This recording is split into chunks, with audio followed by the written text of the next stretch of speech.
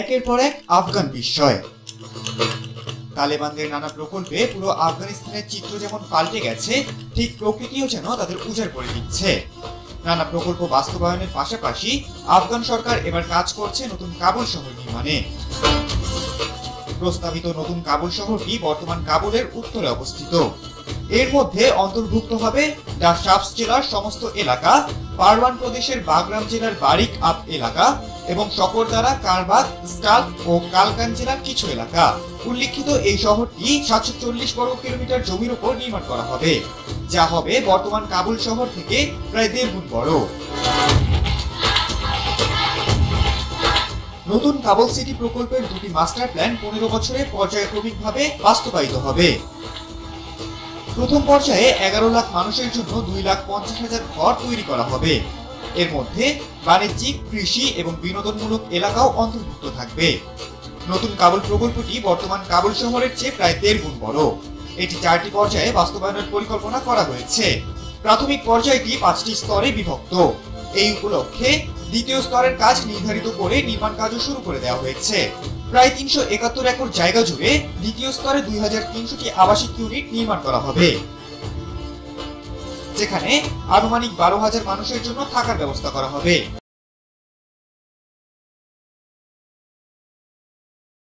তারা যে মাথার ঘাম পায়ে ফেলে আফগান মাটিতে দামি দামি ফল উৎপাদন করে তাদের অর্থনীতির চাকা ঘুরিয়েছে, নিরলস পরিশ্রম করে আফগান মাটিতে ফলাচ্ছে সোনার ফসল, মাথা উঁচু করে দাঁড়িয়ে অর্থনীতির চাকা ঘোরাচ্ছে ইমারাতে ইসলামিয়া আফগানিস্তান। কৃষকরা ডালিম, গম এবং অন্যান্য ফসল চাষ করছেন, আর ডালিম উৎপাদন যুদ্ধ বিধ্বস্ত আফগানিস্তানে ব্যাপক পরিবর্তন এনেছে। এমনকি ডালিম উৎপাদনের শীর্ষস্থান দখল করে আছে। আফগানিস্তানে বছরে 6 লাখ টনের বেশি ডালিম উৎপাদিত হয়। দেশটির 34টি প্রদেশের মধ্যে 33টিতেই ডালিম চাষ করা হয়। ফল দিয়ে আফগানিস্তানের তৈরি পামির কোলার সাফা নামের পানীয় বিশ্বজুড়ে বেশ তোলপাড় ফেলেছে। যে পশ্চিমারা তাদের দমিয়ে রাখতে চেয়েছিল সন্ত্রাসের তকমায়, সেই যুক্তরাষ্ট্রই আফগানিস্তান থেকে ডালিমের তৈরি পানীয় আমদানি করছে।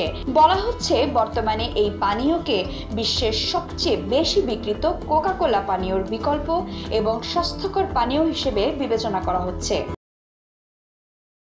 আফগান কৃষকরা ঝুঁকেছে লাখ টাকার জাফরান চাষে।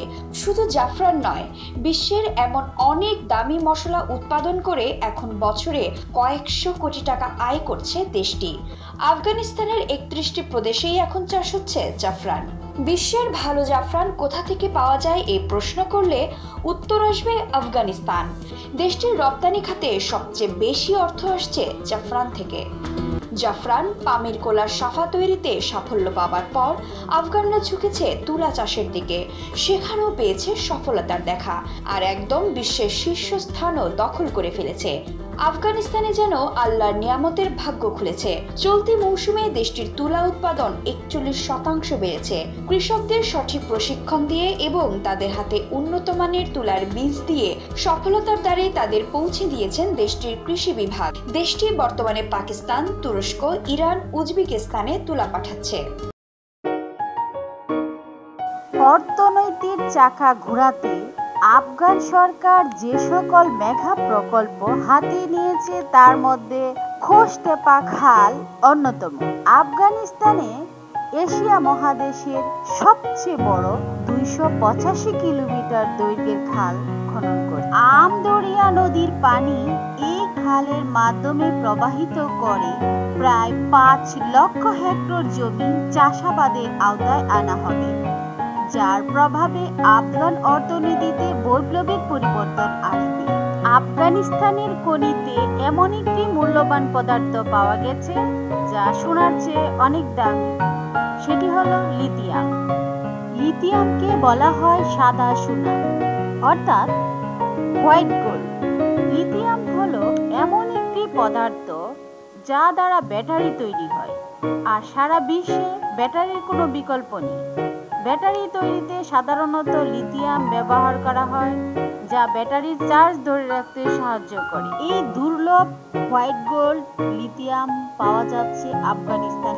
চীনা বিজ্ঞানীদের সহায়তায় আফগানিস্তানে একের পর এক লিথিয়ামের খনি আবিষ্কৃত হচ্ছে, যা সারা বিশ্বে আলোড়ন সৃষ্টি করছে।